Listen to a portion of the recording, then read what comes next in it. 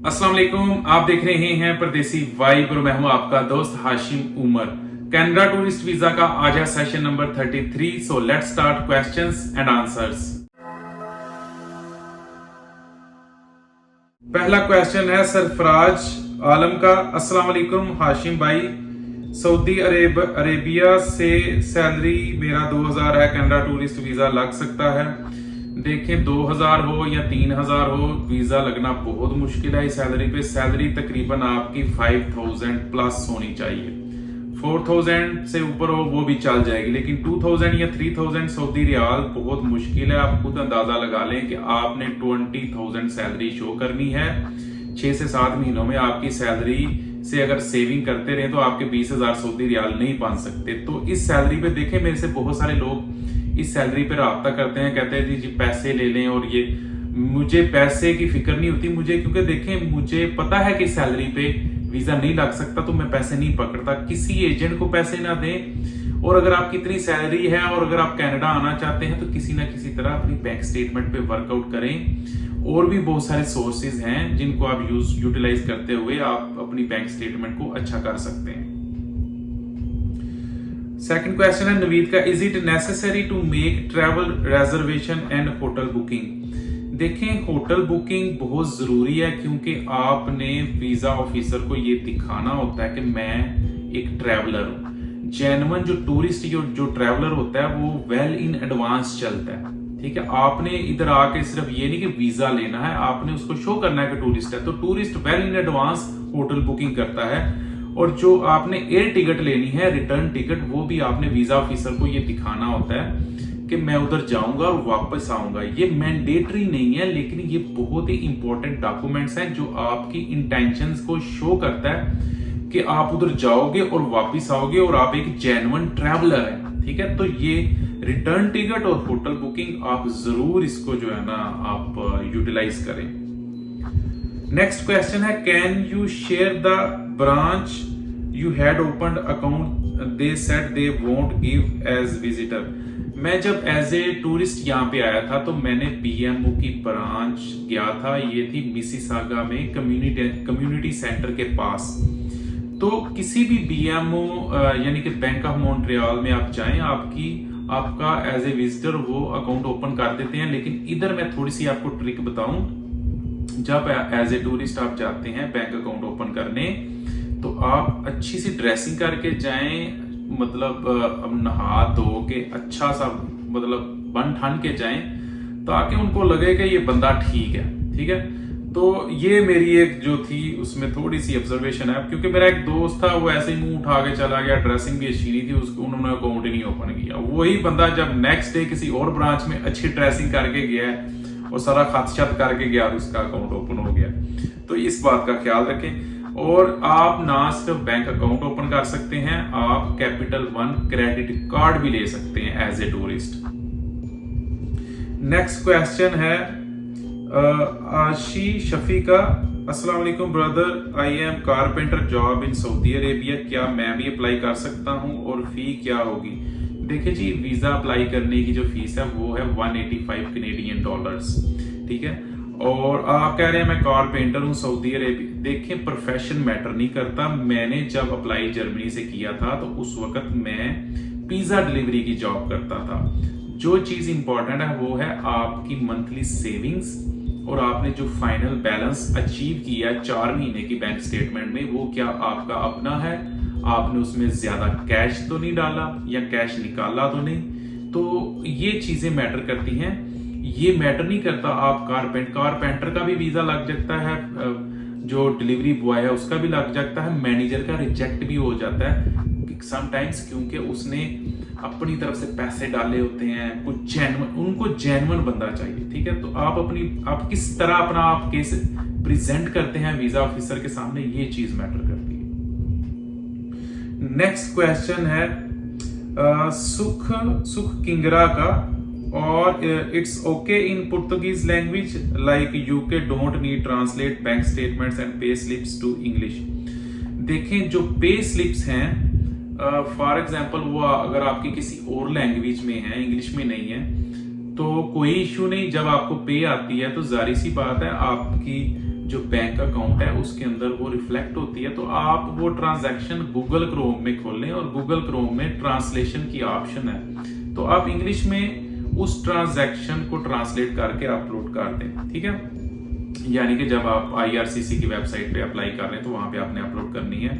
दूसरी, आप bank statement कह रहे हैं कि इंग्लिश में अगर नहीं है तो कोशिश करें कि अपना अकाउंट है वो उसको गूगल क्रोम में ओपन करें और वहां पे जब बैंक स्टेटमेंट सामने आती है तो गूगल क्रोम से वो ट्रांसलेट कर लें, वो इंग्लिश में चला जाएगा। जैसे कि मेरी जर्मन में बैंक स्टेटमेंट थी तो मैंने वेबसाइट पे जाके ट्रांसलेट कर ली थी, लेकिन कुछ भी अगर नहीं हो रहा तो ट्रांसलेशन नहीं हो रही, तो लोग कहते हैं यार अगर हम बाहर से किसी के 40 सफ़ों की बैंक स्टेटमेंट, अभी 40 सफ़े ट्रांसलेशन करवाएंगे बाहर से जो लीगल ट्रांसलेशन है, तो उस पर तो खर्चा ही बहुत ज्यादा आ जाएगा। तो आप तो टूरिस्ट को इतना तो $185 तो उसका टोटल खर्चा टूरिस्ट वीजे, तो आप बाहर से ये बैंक स्टेटमेंट ट्रांसलेशन करवाएंगे तो ये तो $1-2 तो आपका ट्रांसलेशन पे लग जाएगा अगर 40-50 सफ़े हैं तो उस सिनारियो में ये है कि आप बैंक स्टेटमेंट उसी लैंग्वेज में लगा दें जिस लैंग्वेज में वो है, और ये चीज आप कवर लेटर में मेंशन कर दें कि बैंक स्टेटमेंट मेरी निकल ही नहीं रही थी इंग्लिश लैंग्वेज में। कवर लेटर का मतलब है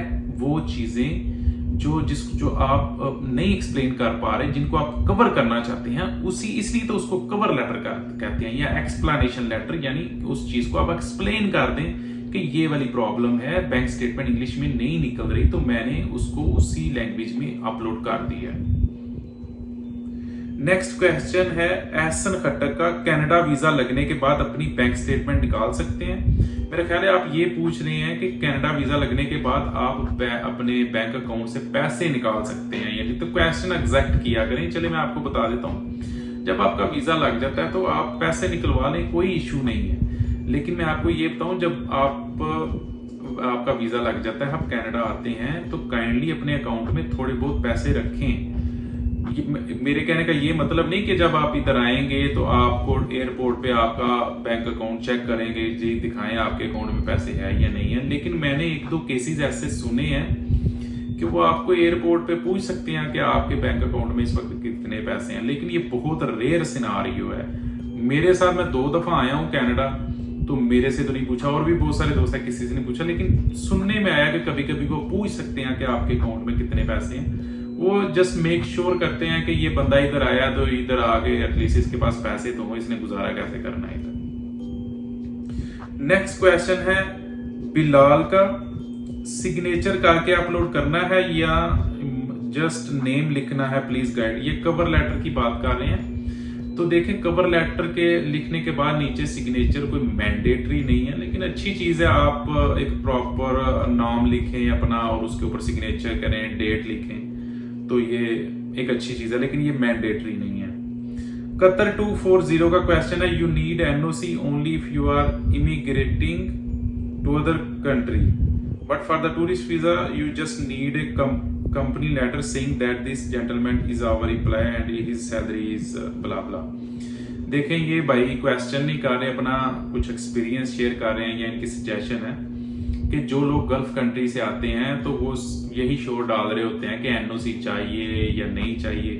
तो वो भाई कह रहे हैं कि आप सिंपल कंपनी से एक लेटर लिख लें और उसके ऊपर लिखा हो कि ये आदमी हमारे साथ काम करता है और इसकी सैलरी इतनी है। तो मैं इनसे इनसे इत्तेफाक करता हूँ, क्योंकि कंपनी ये कभी नहीं कहेगी, जैसे कि NOC में लोग कहते हैं जी कंपनी से ये लिखवाओ कि ये बंदा जाएगा फिर वापस आएगा। भाई अगर उस कंपनी कोई आजकल किसी की गारंटी देता है, कोई किसी की गारंटी नहीं देता। तो मेरा नहीं ख्याल कि गल्फ रीजन में कंपनीज जो है ना ये गारंटी देंगी कि ये बंदा जाएगा और वापस आएगा। आजकल कुछ सगा बहन भाई एक दूसरे की गारंटी नहीं दे रहा, जो हालात चल रहे हैं, तो कंपनीज वाले कैसे उसकी गारंटी। तो कंपनी वाले अगर सिर्फ यही लिख दें कि ये बंदा हमारी कंपनी में काम करता है और इसकी सैलरी ये है, तो यही इट्स मोर देन इनफ।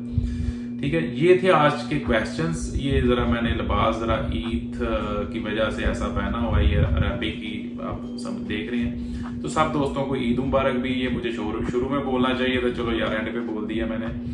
तो ये है कि मजीद अगर आपके ज़हन में कोई क्वेश्चंस हैं तो नीचे ज़रूर कमेंट करें, मैं कोशिश करूँगा कि उसका ज़रूर जवाब दूँ। अगर किसी भाई को मेरी सर्विसेज चाहिए तो ये नीचे ईमेल आईडी है, मेरे से कांटेक्ट करें। मैं कोशिश करता हूँ कि 30 मिनट का सेशन करूँ और उस बंदे को अच्छी तरह समझाऊँ ताकि वो खुद अप्लाई करे। लेकिन अगर फिर भी आप चाहते हैं कि यार आपने मेरे से ही अप्लाई करवाना है, मेरी ही सर्विसेज लेनी है, तो मेरे से कांटेक्ट करें। तो देखते हैं आप फिर क्या करते हैं। आप पहले तो मैं कोशिश करता हूँ कि उसके साथ 30 मिनट की बात करूँ ताकि पता चले कि वो आखिर वो खुद भी अप्लाई कर सकता है या नहीं कर सकता। तो इन दी एंड अगर सोल्यूशन नहीं निकलता तो फिर मैं भी कर ही देता हूँ, फिर सर्विसेज अपनी दे ही देता हूँ। ठीक है, तो ये थे आज के क्वेश्चंस।